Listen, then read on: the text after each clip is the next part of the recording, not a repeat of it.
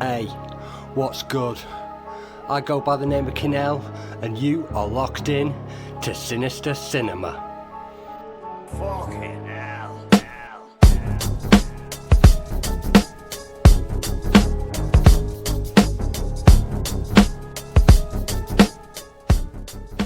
What's good? It's Kinell, and this is Sinister Cinema, where we get deep into the guts of classics and new releases from horror and exploitation cinema. And today we're talking Frank Henenlotter, one of my all-time favourite filmmakers. I own hard copies of every film he's ever made.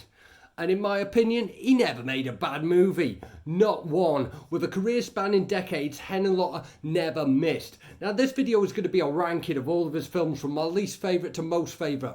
But please bear in mind, I still prefer watching my least favourite Henenlotter film to 90% of anything else. So this is Frank Henenlotter, Rank Henenlotter. Kicking off with number 6, Basket Case 3. Just when you thought it was safe to open the basket, the makers of Basket Case 1 and 2, Brain Damage and Frankenhooker, bring you the continuing tale of brotherly love in Basket Case 3. Dwayne and Belial are back, and there have been a few little changes.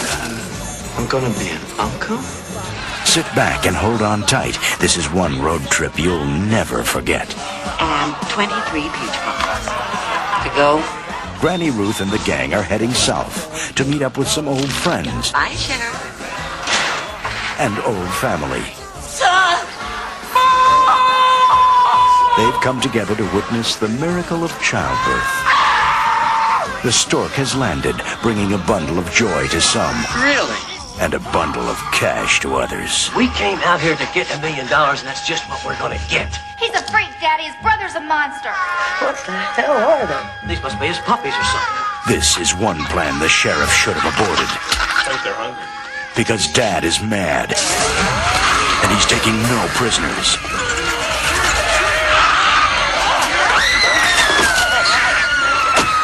No. The little town of Peachtree Valley is going to have a showdown. You give me Belial, I give you the baby. For Dwayne, Belial, Granny Ruth, and the rest of the family, this is the mother of all battles. The Bradley twins are back, and getting even was never better. This is gonna be some family. Basket Case 3, it's time to build a bigger basket. Basket Case 3, The Prodigy from 1991. Picking up directly after the events of Basket Case 2, this continues the story of Dwayne and his mutant and now reattached brother Belial and Belial's impending parenthood. Basket Case 2 and 3 were shot very soon after each other. And the reason that this one sort of comes as my least favourite is because they tend to have more of a glossy 90s look. And I much prefer the grimy look and greasy 80s New York feel of some of his earlier work. That, and this one has an ill-advised musical number. Okay, next up, at number 5, we got Basket Case 2. Well, they're born Siamese twins. It's been a while, They get cut apart, kill some doctors. but now they're back. So where are they? We're friends. We can help you. Your favorite twins have returned. Now I understand you feel comfortable sleeping in a basket. They found some new friends. There are others here like you. Others who have been hurt and need to be hidden and sheltered. And they're up to no good again. I understand your pain, but ripping the faces off people may not be in your best interest. I got a great idea. 4-part anniversary special about your favorite twins. The link between us is gone. I'm not a part of you anymore. They are wanted for the murders of at least 5 people. It's gonna be like old times. Who is this? This is someone who knows who you are, who your brother is. What do you want? I thought you wanted to do a big story on this. What the hell is going on here? He wants to grant you an interview. I'm so excited. The creator of Basket Case What's in the basket? brings you Basket Case 2. Hey, it's okay. We're together again.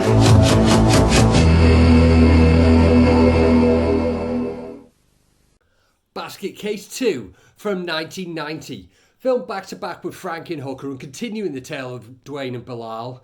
This one sneaks ahead of part 3 on account of not having a musical number and having the bit where Bilal gets the ride, which is of course funny as fuck. The cleaner look and the addition of several other mutants gives this film a feel similar to something like Freaked with Alex Winter, more so than the original Basket Case, but there's still plenty of jokes and plenty of gory shit popping off when it properly kicks in. Next up, at number 4, Bad Biology. I was here last night, watching. I saw what you did to that woman. And I want you to do the same thing to me. Are you crazy? You saw what happened to her. She couldn't handle it. But I can. I'm built for it. Because like you, I'm built differently. They're just anonymous strangers I meet at night. In the bars, in the clubs, in the gutter. Alright, this stops now. Right now! This shit here, give a heart on to a horse. Shut up! Shut up! Shut up!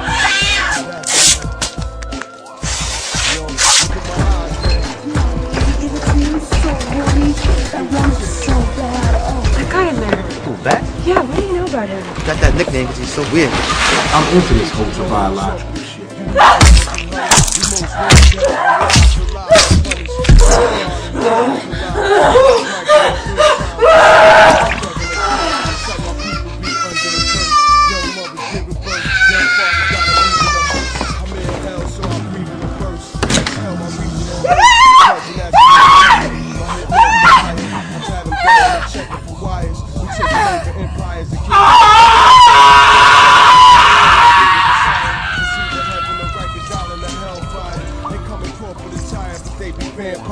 Sucking my digital blood from off the line wire. She only 16, man, doing a double digit. Already smuggling hydro and jail visits.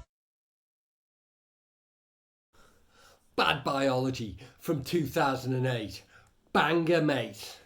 Now, this was co-produced and written by rapper R.A. the Rugged Man and features appearances by R.A. and Jedi Mind Tricks Vinnie Paz, and with a tough soundtrack by Prince Paul, legendary producer. A lot of my interests are in the mix here. A lot of boxes ticked.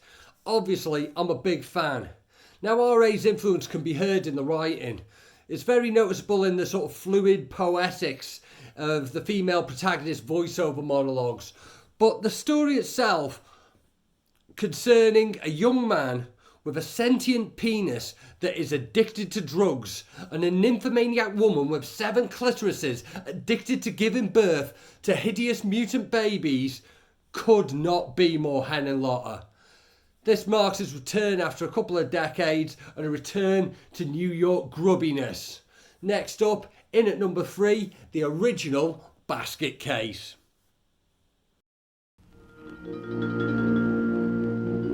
What is the secret Dwayne is hiding in the basket? What's in the basket? Easter eggs?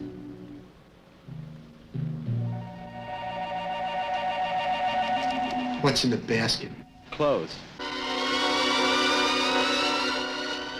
What's in the basket? Nothing.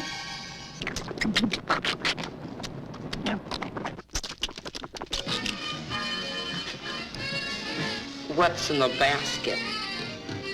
My brother.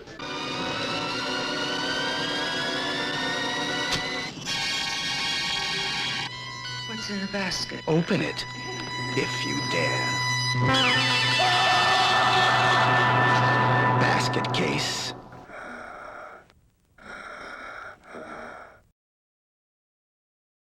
Basket Case from 1982, where it all started. Now, Basket Case is the story of formerly conjoined twins, the comparatively normal Dwayne and the deformed and bloodthirsty Bilal, arriving in the gritty streets of New York in search of an revenge on the doctors who separated them against their will.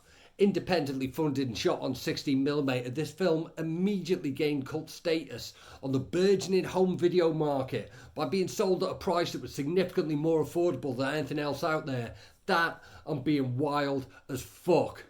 This was the mission statement that kicked off Henenlotter's cinematic journey, and in my book, an undisputed classic. Next up, at number 2, Brain Damage. It's funny.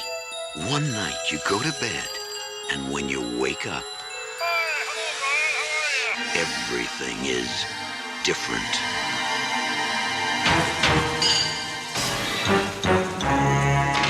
Now Brian's acting a little peculiar. He's like a completely different person. I don't even know him anymore. Something's gotten into him. Sometimes everything glows with a different kind of light. Deep into him. What are you telling me? That we killed someone last night? Something bad. Khaki, Brian, khaki. Something slimy. What are you doing? Something very... I know something's happened to you. Very... How is that? Hungry. You can't keep killing people every time you're hungry. You're mine now, Brian. I own you. Gotta get out of here fast. Go where? You're a wreck, Brian. Leave me alone! Whenever you want to stop hurting, you come to me.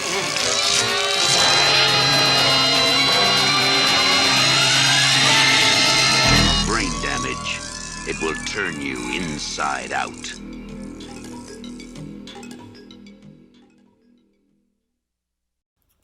Brain Damage from 1988. Now, Basket Case was the blueprint, but to me, this is where Henenlotter really hit his stride. His first film shot on 35mm, this is the tale of a young man's symbiotic relationship with a brain-eating parasite called Elmer, who secretes a highly addictive hallucinogenic substance.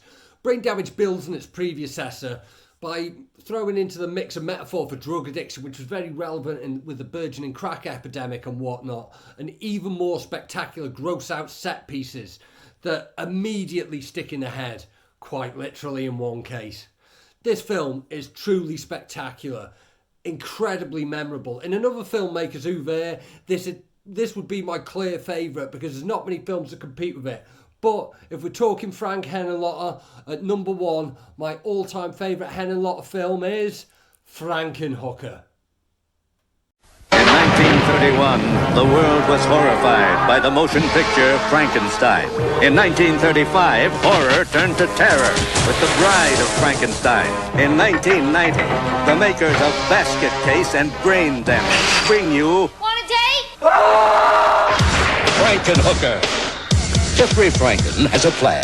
I just want to bring you back, Elizabeth. He has the ingenuity. I need female body parts. He has everything he needs, except the raw materials. Just hold still. Excellent. Oh, my God. Onion!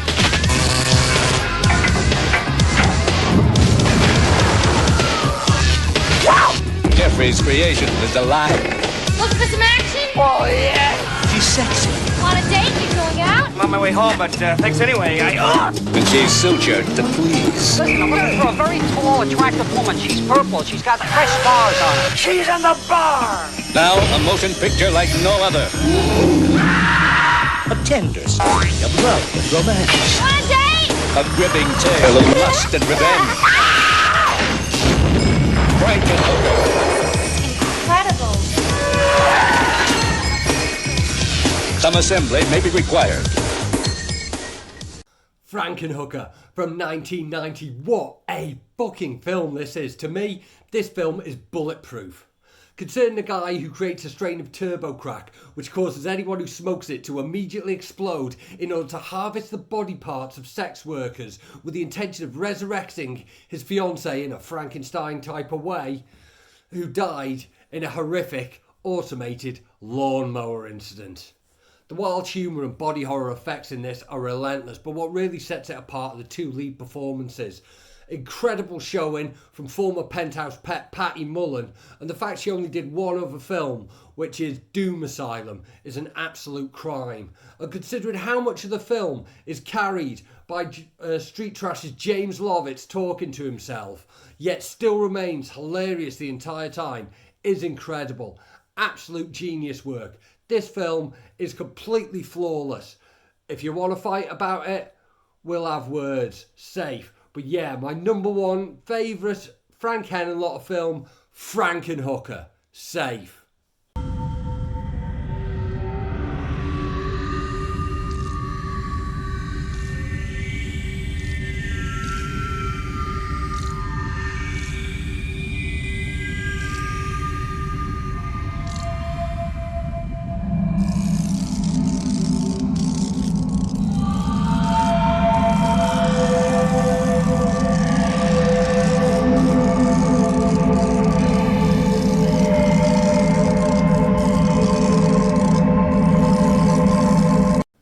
So there you go. That is my personal ranking of the films of Frank Henenlotter. Let me know what you think in the comments. Do you agree, disagree? Would you have put them in a different order? If you haven't seen these films already, I would urge you to do so. They are all banging. Be sure to give us a like over here and sub to the channel if you haven't done so already. Safe. Sinister Cinema is written and produced by Kinell. Artwork by Ben Jamieson. Music by Blizzard.